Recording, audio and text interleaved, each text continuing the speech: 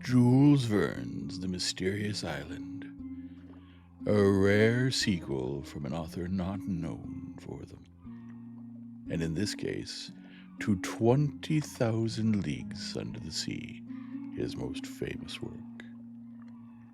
If you enjoy this sort of content, I hope you'll remember to like, subscribe, hit the bell icon, and leave a comment. It really helps us out. And don't forget to join us over on Twitch for our readings Mondays, Tuesdays, Thursdays, and Fridays at 6 p.m. Pacific. And now, on to the story. Chapter 9. In a few words, Gideon Spilett, Herbert, and Neb were made acquainted with what had happened. This accident, which appeared so very serious to Pencroft, produced different effects on the companions of the honest sailor. Neb, in his delight at having found his master, did not listen, or rather, did not care to trouble himself with what Pencroft was saying. Herbert shared in some degree the sailor's feelings. As to the reporter, he simply replied, "Upon my word, Pencroft, it's perfectly indifferent to me. But I repeat that we haven't any fire. Pooh, nor any means of reigniting it. Nonsense. But I say, Mr. Spilett, isn't Cyrus here?" replied the reporter. "Is not our engineer alive? He will soon find some way of making fire for us." "With what?" "With nothing." What had Pencroft to say? He could say nothing, for in the bottom of his heart he shared the confidence which his companions had in Cyrus Harding. The engineer was to them a microcosm, a compound of every science, a possessor of all human knowledge. It was better to be with Cyrus in a desert island than without him in the most flourishing town in the United States. With him they could want nothing. With him they would never despair. If these brave men had been told that a volcanic eruption would destroy the land, that this land would be engulfed in the depths of the Pacific, they would have imperturbably replied, "Cyrus is here." While in the palanquin, however, the engineer had again relapsed into unconsciousness, which the jolting to which he had been subjected during his journey had brought on, so that they could not now appeal to his ingenuity. The supper must necessarily be very meager. In fact, all the grouse flesh had been consumed, and there no longer existed any means of cooking more game. Besides, the couroucous, which had been reserved, had disappeared. They must consider what was to be done. First of all, Cyrus Harding was carried into the central passage. There they managed to arrange for him a couch of seaweed which still remained almost dry. The deep sleep which had overpowered him would no doubt be more beneficial to him than any nourishment. Night had closed in, and the temperature, which had modified when the wind shifted to the northwest, again became extremely cold.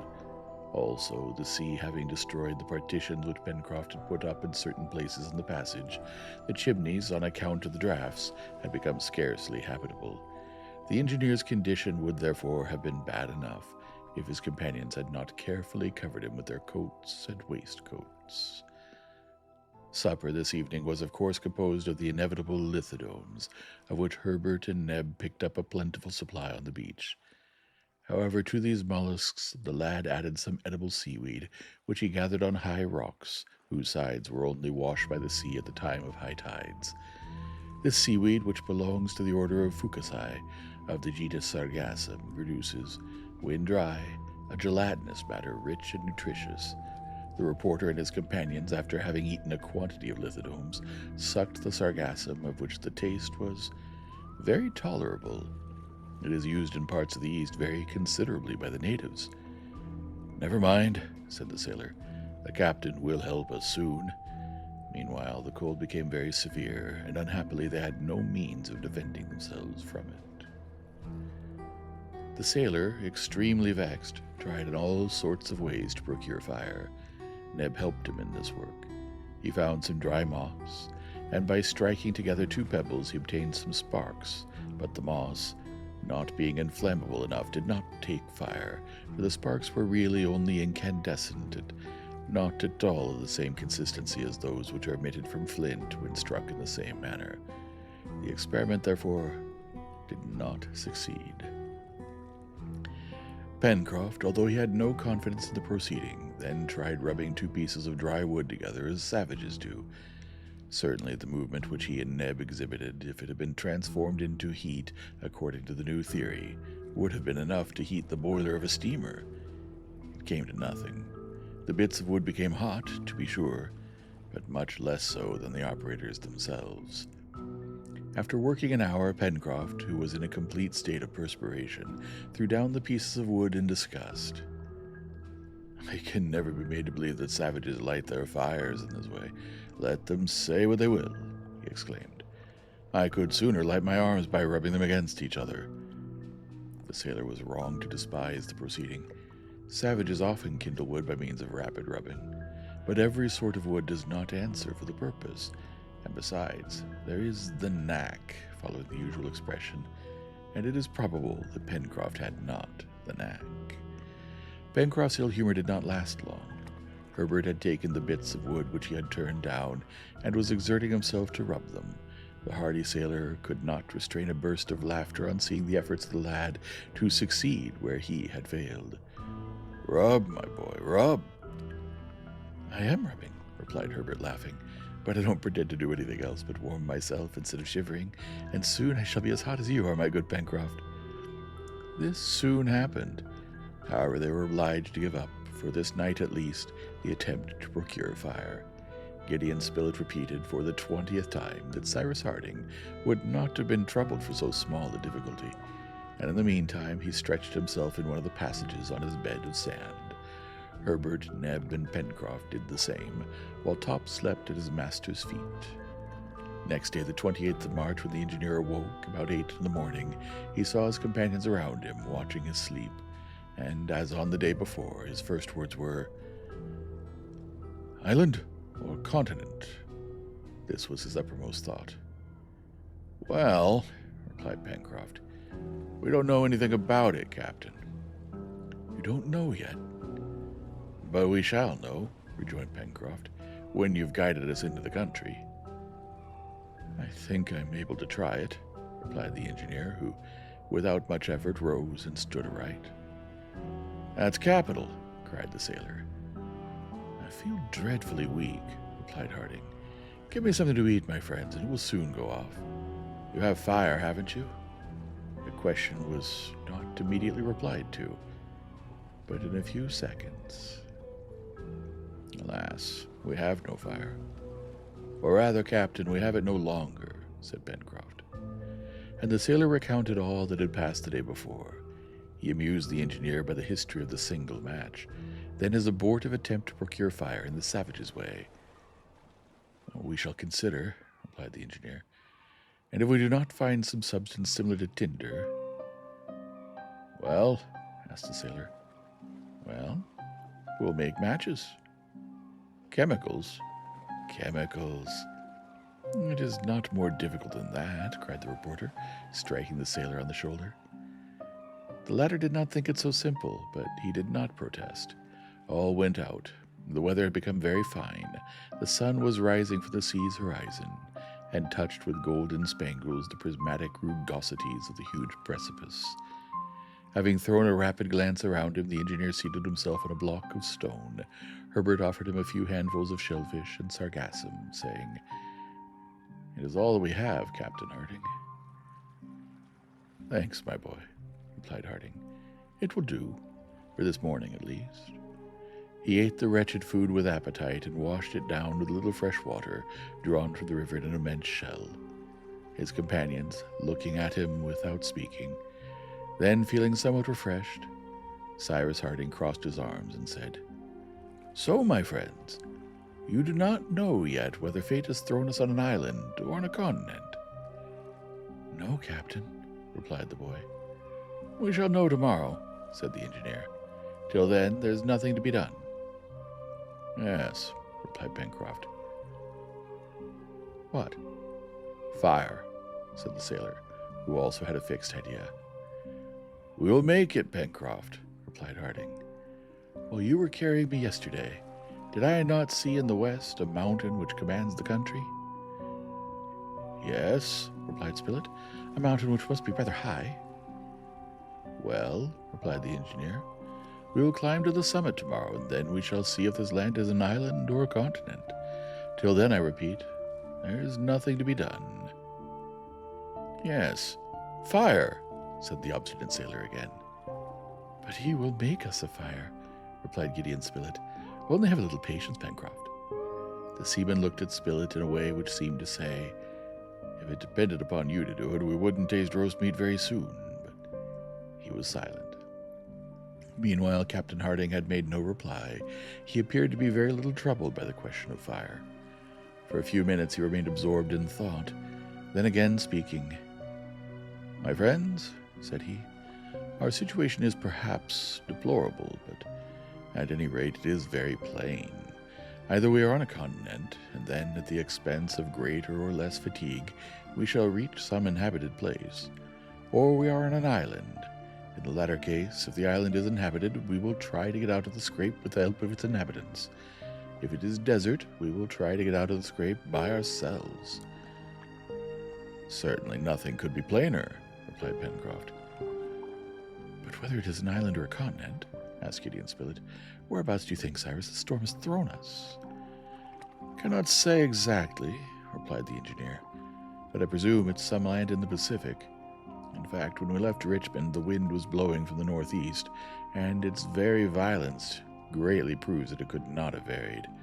If the direction has been maintained from the northeast to the southwest, we've traversed the states of North Carolina, South Carolina, Georgia, Gulf of Mexico, Mexico itself in its narrow part, then a part of the Pacific Ocean.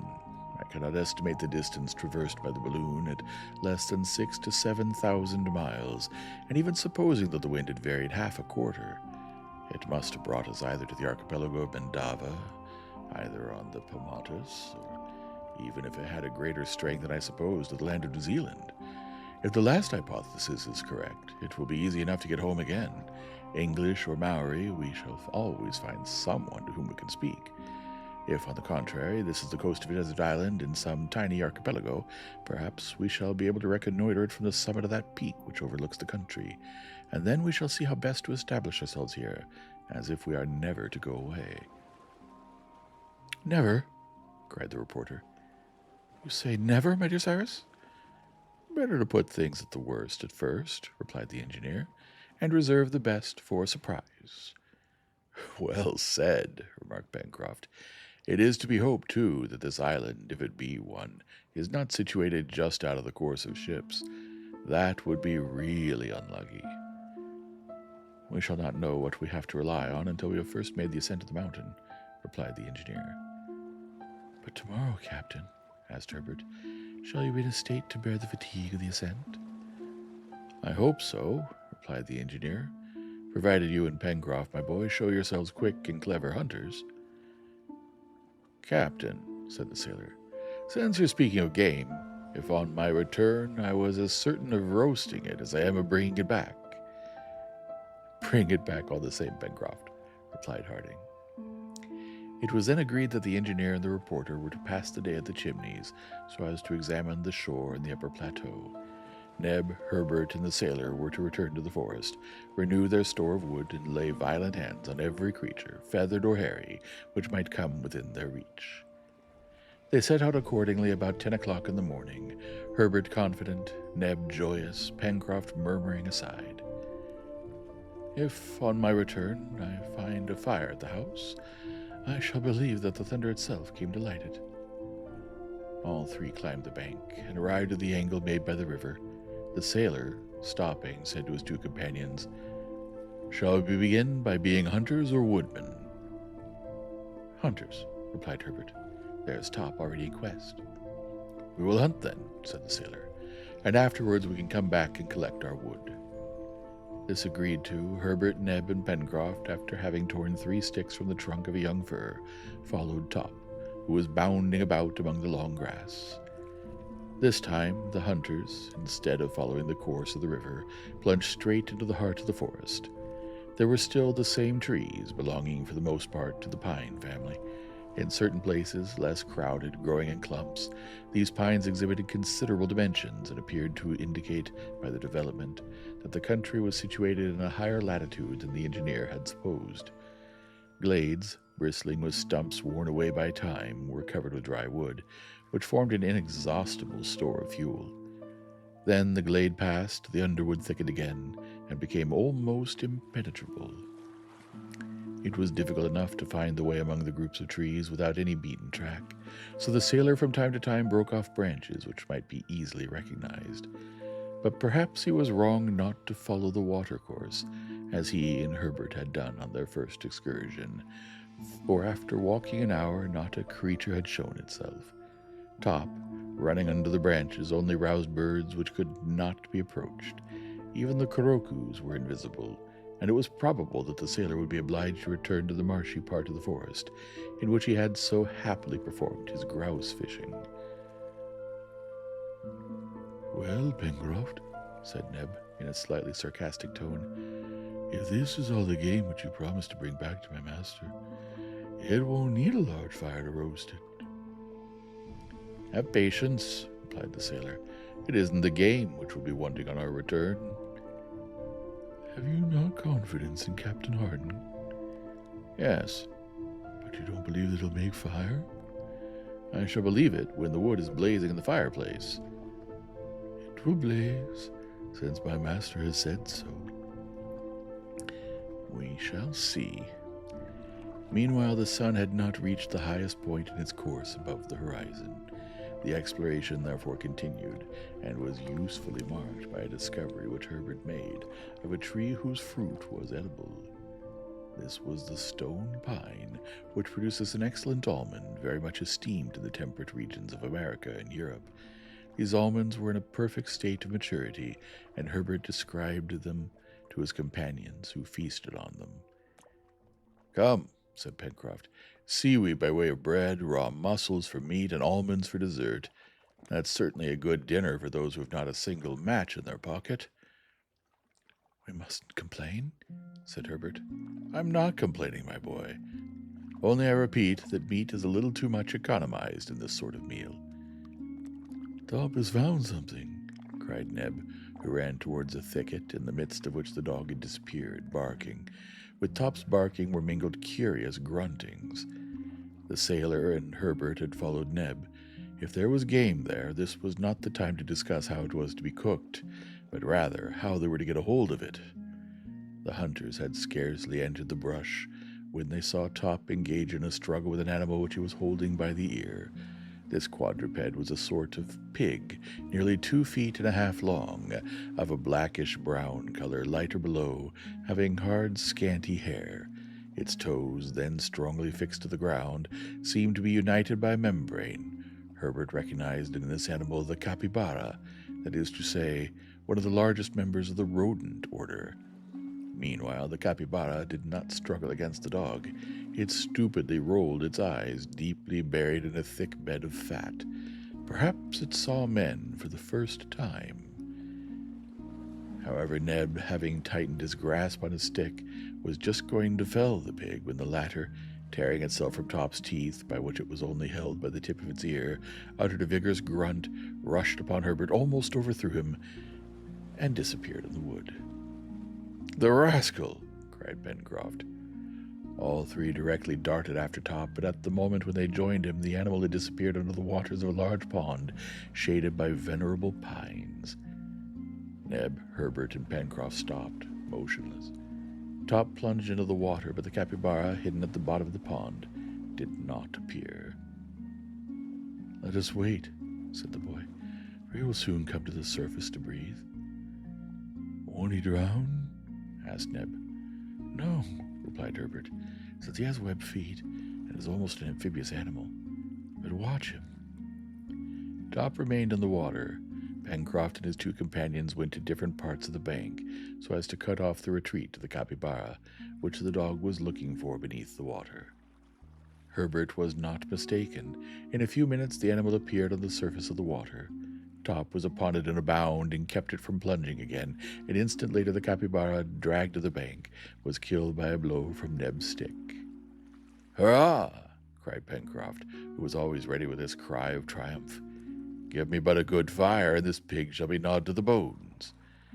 Pencroft hoisted the capybara on his shoulders, and judging by the height of the sun that it was about 2 o'clock, he gave the signal to return. Top's instinct was useful to the hunters, who, thanks to the intelligent animal, were enabled to discover the road by which they had come. Half an hour later they arrived at the river. Pencroft soon made a raft of wood as he had done before, though if there was no fire it would be a useless task, and the raft following the current, they returned towards the Chimneys.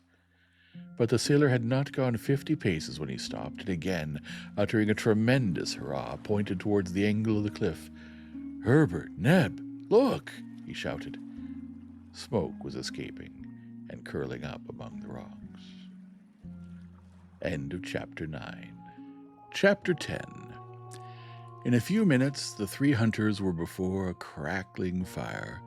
The captain and the reporter were there.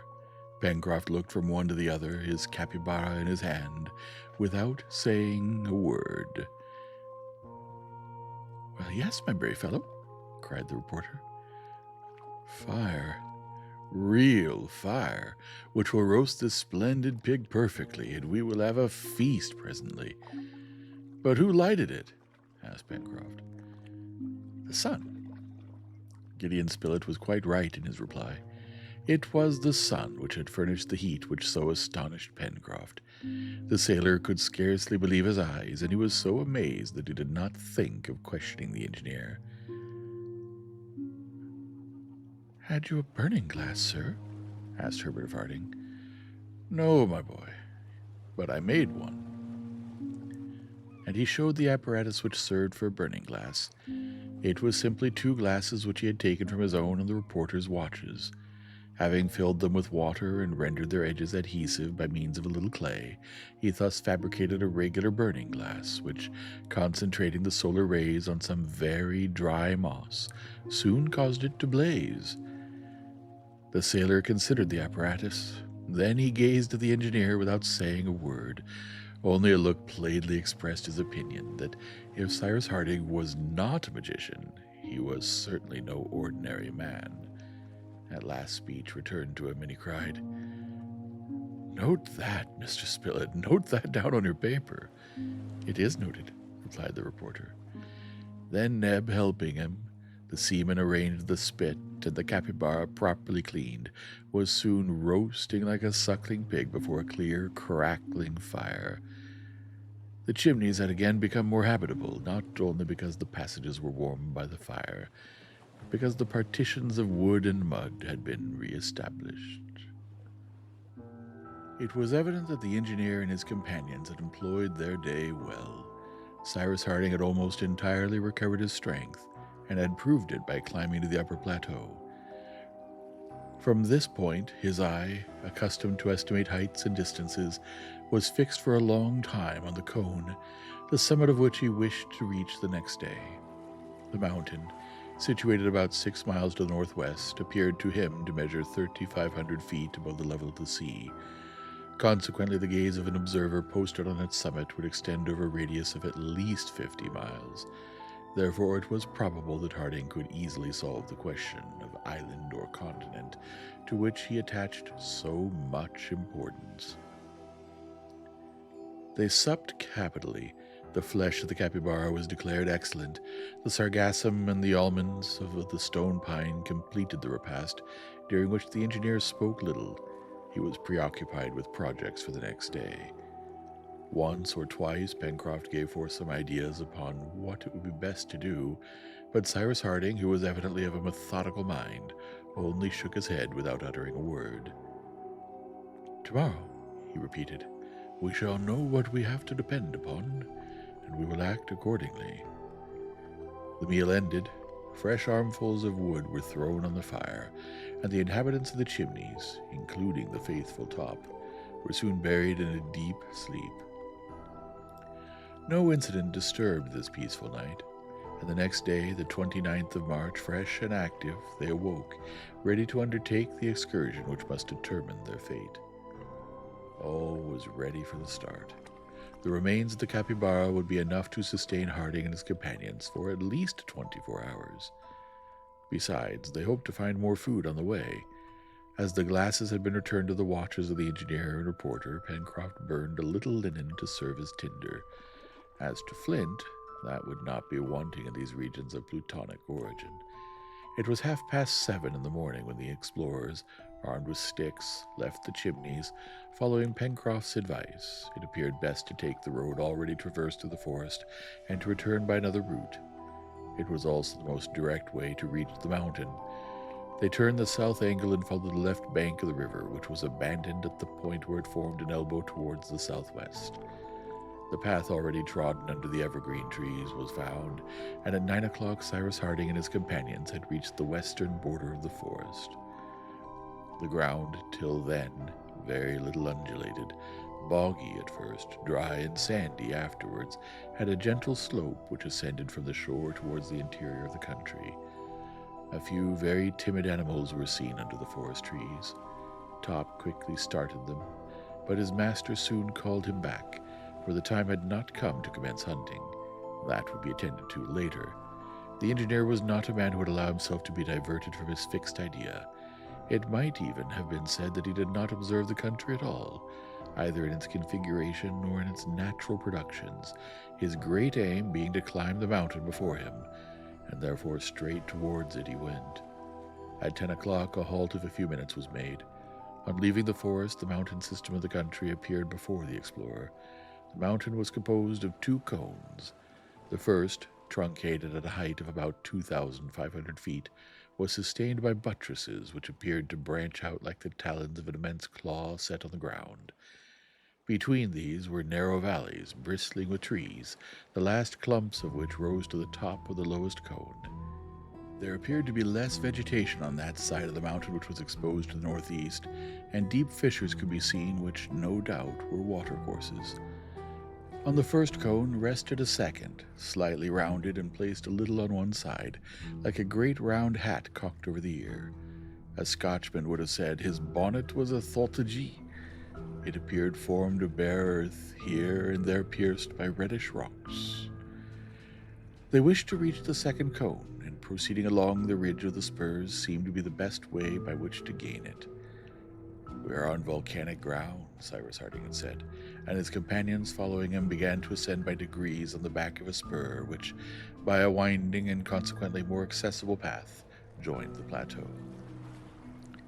The ground had evidently been convulsed by subterranean force. Here and there stray blocks, numerous debris of basalt and pumice stone were met with. In isolated groups rose fir trees, which, some 100 feet lower at the bottom of the narrow gorges, formed massive shades almost impenetrable to the sun's rays. During the first part of the ascent, Herbert remarked on the footprints which indicated the recent passage of large animals. "Perhaps these beasts will not let us pass by willingly," said Pencroft. "Well," replied the reporter, who had already hunted the tiger in India and the lion in Africa, "we shall soon learn how successfully we counter them. But in the meantime we must be upon our guard." They ascended but slowly. The distance, increased by detours and obstacles which could not be surmounted directly, was long. Sometimes, too, the ground suddenly fell, and they found themselves on the edge of a deep chasm which they had to go round. Thus, in retracing their steps so as to find some practicable path, much time was employed and fatigue undergone for nothing. At 12 o'clock, when the small band of adventurers halted for breakfast at the foot of a large group of firs, near a little stream which fell in cascades, they found themselves still halfway from the first plateau, which most probably they would not reach till nightfall. From this point, the view of the sea was much extended, but on the right the high promontory prevented their seeing whether there was land beyond it. On the left, the sight extended several miles to the north, but on the northwest, at the point occupied by the explorers, it was cut short by the ridge of a fantastically shaped spur which formed a powerful support of the central cone. At 1 o'clock the ascent was continued. They slanted more towards the southwest and again entered among thick bushes. There, under the shade of the trees, fluttered several couples of gallinaceae belonging to the pheasant species. They were tragopans, ornamented by a pendant skin which hangs over their throats, and by two small round horns planted behind the eyes. Among these birds, which were about the size of a fowl, the female was uniformly brown, while the male was gorgeous in his red plumage, decorated with white spots. Gideon Spilett, with a stone cleverly and vigorously thrown, killed one of these tragopans, on which Pencroft, made hungry by the fresh air, had cast greedy eyes. After leaving the region of bushes, the party, assisted by resting on each other's shoulders, climbed for about 100 feet up a steep acclivity and reached a level place, which very few trees, where the soil appeared volcanic. It was necessary to ascend by zigzags to make the slope more easy, for it was very steep, and the footing, being exceedingly precarious, required the greatest caution. Neb and Herbert took the lead, Pencroft the rear, the captain and the reporter between them. The animals which frequented these heights, and there were numerous traces of them, must necessarily belong to those races of sure foot and supple spine, chamois, or goat. Several were seen, but this was not the name Pencroft gave them, for all of a sudden, "Sheep!" he shouted. All stopped about 50 feet from half a dozen animals of a large size, with strong horns bent back and flattened towards the point, with a woolly fleece hidden under long silky hair of a tawny color. They were not ordinary sheep, but a species usually found in the mountainous regions of the temperate zone, to which Herbert gave the name of the musmon. "Have they legs and chops?" asked the sailor. "Yes," replied Herbert. "Well, then they're sheep," said Pencroft. The animals, motionless among the blocks of basalt, gazed with an astonished eye, as if they saw human bipeds for the first time. Then, their fears suddenly aroused, they disappeared, bounding over the rocks. "Goodbye, till we meet again," cried Pencroft as he watched them, in such a comical tone that Cyrus Harding, Gideon Spilett, Herbert, and Neb could not help laughing. The ascent was continued. Here and there were traces of lava. Sulphur springs sometimes stopped their way, and they had to go round them. In some places the sulphur had formed crystals among other substances, such as whitish cinders made of an infinity of little feldspar crystals. In approaching the first plateau formed by the truncating of the lower cone, the difficulties of the ascent were very great. Towards 4 o'clock, the extreme zone of the trees had been passed. There only remained here and there a few twisted, stunted pines, which must have had a hard life in resisting at this altitude the high winds from the open sea. Happily for the engineer and his companions, the weather was beautiful, the atmosphere tranquil, where a high breeze at an elevation of 3,000 feet would have hindered their proceedings. The purity of the sky at the zenith was felt through the transparent air. A perfect calm reigned about them. They could not see the sun, then hid by the vast screen of the upper cone, which masked the half-horizon of the west, and whose enormous shadows stretching to the shore increased as the radiant luminary sank in its diurnal course. Vapor, mist rather than clouds, began to appear in the east, and assume all the prismatic colors under the influence of the solar rays. 500 feet only separated the explorers from the plateau, which they reached, or which they 500 feet only separated the explorers from the plateau, which they wished to reach so as to establish there an encampment for the night. But these 500 feet were increased to more than 2 miles by the zigzags which they had to describe. The soil, as it were, slid under their feet. The slope often presented such an angle that they slipped when the stones worn by the air did not give a sufficient support. Evening came on by degrees, and it was almost night when Cyrus Harding and his companions, much fatigued by an ascent of 7 hours, arrived at the plateau of the first cone. It was then necessary to prepare an encampment and to restore their strength by eating first and sleeping afterwards. This second stage of the mountain rose on a base of rocks, among which it would be easy to find a retreat. Fuel was not abundant. However, a fire could be made by means of the moss and dry brushwood which covered certain parts of the plateau. While the sailor was preparing his hearth with stones which he put to his use, Neb and Herbert occupied themselves with getting a supply of fuel. They soon returned with a load of brushwood. The steel was struck, the burnt linen caught the sparks of flint, and under Neb's breath a crackling fire showed itself in a few minutes under the shelter of the rocks. Their object in lighting a fire was only to enable them to withstand the cold temperature of the night, as it was not employed in cooking the bird, which Neb kept the next day. The remains of the capybara and some dozens of the stone-pine almonds formed their supper. It was not 6:30 when all was finished. Cyrus Harding then thought of exploring in the half-light the large circular layer which supported the upper cone of the mountain. Before taking any rest, he wished to know if it was possible to get round the base of the cone, in the case of its sides being too steep and its summit being inaccessible. This question preoccupied him, for it was possible that from the way the hat inclined, that is to say towards the north, the plateau was not practicable. Also, if the summit of the mountain could not be reached on one side, and if on the other they could not get round the base of the cone, it would be impossible to survey the western part of the country, and their object in making the ascent would in part be altogether unattained. The engineer, accordingly, regardless of fatigue, leaving Pencroft and Neb to arrange the beds, and Gideon Spilett to note the incidents of the day, began to follow the edge of the plateau, going towards the north. Herbert accompanied him. The night was beautiful and still. The darkness was not yet deep. Cyrus Harding and the boy walked near each other without speaking. In some places the plateau opened before them, and they passed without hindrance. In others, obstructed by rocks, there was only a narrow path in which two persons could not walk abreast. After a walk of 20 minutes, Cyrus Harding and Herbert were obliged to stop. From this point the slope of the two cones became one. No shoulder here separated the two parts of the mountain. The slope being inclined almost 70 degrees, the path became impracticable. But if the engineer and the boy were obliged to give up thoughts of following a circular direction, in return an opportunity was given for ascending the cone. In fact, before them opened a deep hollow. It was the rugged mouth of the crater by which the eruptive liquid matter had escaped at the periods when the volcano was still in activity. Hardened lava and crusted scoria formed a sort of natural staircase of large steps which would greatly facilitate the ascent to the summit of the mountain.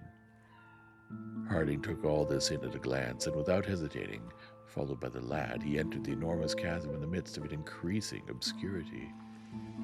There was still a height of 1,000 feet to overcome. Would the interior acclivities of the crater be practicable? It would soon be seen. The persevering engineer resolved to continue his ascent until he was stopped. Happily, these acclivities wound up the interior of the volcano and favored their ascent. As to the volcano itself, it could not be doubted that it was completely extinct. No smoke escaped from its sides, not a flame could be seen in the dark hollows, not a roar, not a mutter. No trembling even issued from this black well, which perhaps reached far into the bowels of the earth. The atmosphere inside the crater was filled with no sulphurous vapor. It was more than the sleep of a volcano. It was its complete extinction. Cyrus Harding's attempt would succeed. Little by little, Herbert and he, climbing up the sides of the interior, saw the crater widen above their heads. The radius of this circular portion of the sky, framed by the edge of the cone, increased obviously. At each step, as it were, that the explorers made, fresh stars entered the field of their vision. The magnificent constellations of the southern sky shone resplendently. At the zenith glittered the splendid Antares and the Scorpion, and not far was Alpha Centauri, which is believed to be the nearest star to the terrestrial globe. Then, as the crater widened, appeared Fomalhaut of the Fish, the Southern Triangle, and lastly, nearly at the Antarctic pole, the glittering Southern Cross, which replaces the polar star of the Northern Hemisphere. It was nearly 8 o'clock when Cyrus Harding and Herbert set foot on the highest ridge of the mountain at the summit of the cone. It was then perfectly dark, and their gaze could not extend over a radius of 2 miles. Did the sea surround this unknown land, or was it connected in the west with some continent of the Pacific? It could not yet be made out. Towards the west, a cloudy belt clearly visible at the horizon increased the gloom. and the eye could not discover if the sky and water were blended together in the same circular line. But at one point of the horizon a vague light suddenly appeared, which descended slowly in proportion as the cloud mounted to the zenith. It was the slender crescent moon, almost already disappearing, but its light was sufficient to show clearly the horizontal line, then detached from the cloud, and the engineer could see its reflection trembling for an instant on a liquid surface. Cyrus Harding seized the lad's hand, and in a grave voice, "An island," said he, at the moment when the lunar crescent disappeared beneath the waves. End of chapter 10. Well, they're still alive. Let's see what happens next, shall we? If you've enjoyed this sort of content, I hope you'll remember to hit the like and subscribe, smash that bell icon, and leave a comment. It really helps us out. Good night now.